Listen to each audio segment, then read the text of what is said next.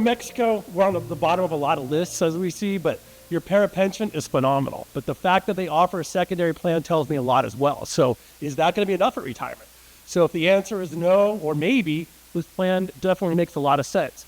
So what this is a defined contribution plan where your PERA is a defined benefit plan.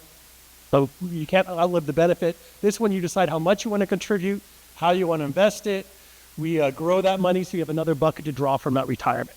So the minimum is $10 per pay period. I think we missed the amount there, but the maximum for 2025 is $23,500. For 2026, they added another $1,000, so it's $24,500. There's actually ways to go above that, but in the interest of time, I'm not going to talk about that. If you're in that boat, we'll talk. You can come find me individually, and we'll talk about it.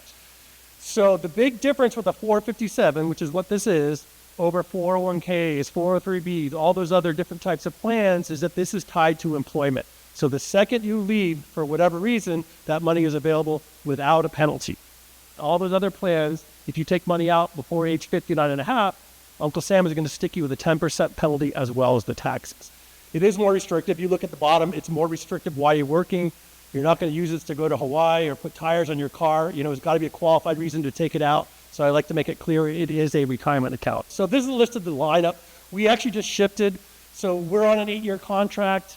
You know, we act in a fiduciary capacity as well, but PERA is the fiduciary of this plan, which means they take an active role in the selection of these investments.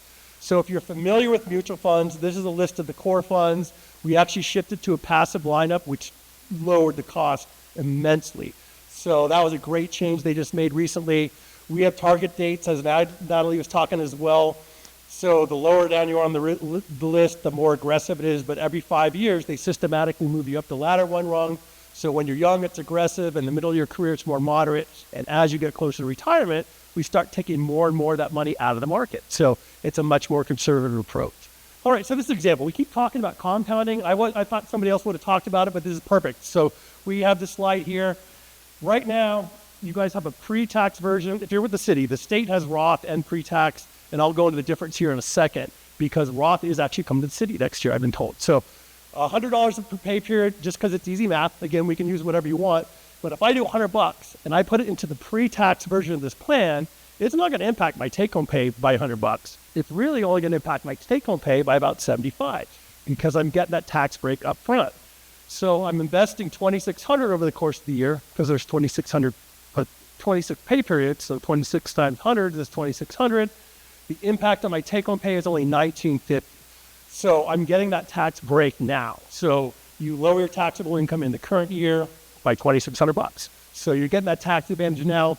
But look at this accumulation. So if you look down at the fine print, they're assuming a 7% rate of return, which is definitely realistic over the long term.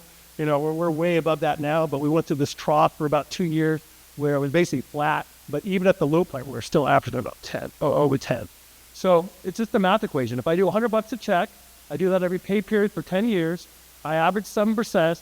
In 10 years, I get about $37,000. So not bad, but take that out to 20 years. So we basically double the time period. We almost triple the amount.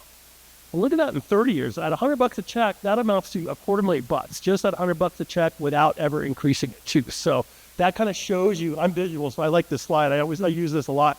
So it kind of shows you that power of compounding. So with pre-tax, I got the tax advantage as I put that in. So I will pay tax as ordinary income as I withdraw. So you've got that flexibility, but you will be taxed as you take it out.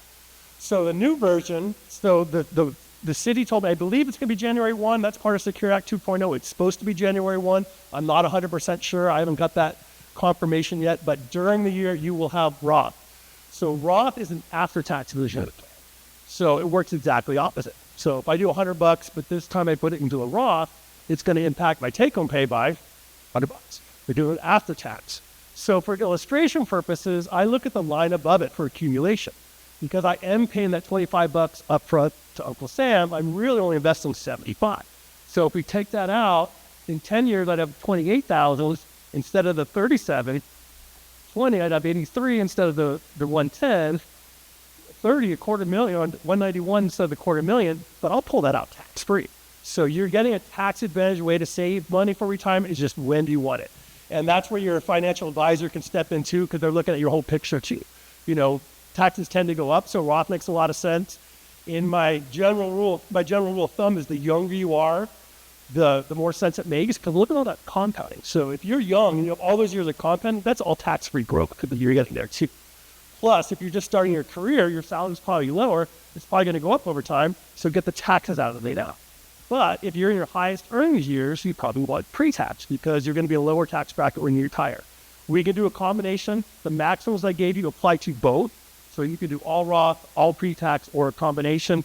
All right, so yeah, that's it. So you're getting the tax advantage way.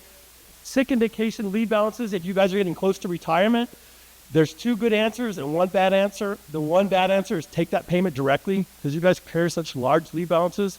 It's almost a year's worth of salary in some cases. If you take that payment directly, what's going to happen?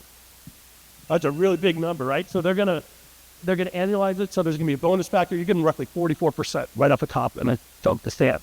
So the 2 good options are, number 1, you go on terminal leave where you basically burn that year of leave. Then you're on the city's insurance for another year. So that's an important component. That's something to look into. The other option is roll that in your deferred comp, and then we'll turn around and pull that as ordinary income so you don't have to pay that bonus factor. But that's something to think about, leave close to retirement. The biggest complaint I get is I wish I would have started earlier, and I wish I would have put in more, and I get it every single day. So I'd encourage you guys to start it if you're not in it. If you're already in it, put more in. No one's ever come back and said I saved too much. So, all right, thank you.